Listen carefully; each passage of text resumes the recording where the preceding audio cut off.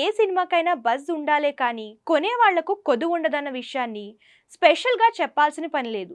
ఈ విషయం ప్రస్తుతం హీరో అక్కినేని నాగచైతన్య విషయంలో రుజువైంది. మూవీ జస్ట్ 10% మాత్రమే పూర్తయినప్పటికీ సినిమా కాపీ హోల్సేల్గా అమ్ముడైపోయింది. విరూపాక్ష సినిమాతో హిట్ అందుకున్న దర్శకుడు కార్తిక్ దండు మళ్ళీ అదే మిస్టిక్ థ్రిల్లర్ జోనర్లో నాగచైతన్యతో స్టార్ట్ చేశారు. ఈ చిత్రం 10% వరకు పూర్తి కాగా వరల్డ్ వైడ్గా థియేటర్ హక్కులు విక్రయించబడ్డాయి. ఏపీ, సిడెన్, నైజాం, ఓవర్సీస్ ఇలా అన్ని థియేటర్ హక్కులు కలిపి హోల్సేల్గా సితార సంస్థ తీసుకుందని తెలుస్తుంది. కాగా సితార సంస్థ నాగవంశీకి ఇది మంచి డీల్ అని చెప్పుకోవచ్చు. సినిమా కంప్లీట్ అయ్యేందుకు చాలా సమయం ఉంది. ఏది ఏమైనా ఈ డీల్ న్యూస్ ప్రెజెంట్ సినిమా మీద క్రేజ్ను మరింతగా పెంచుతుండడంలో అతిశయోక్తి లేదు.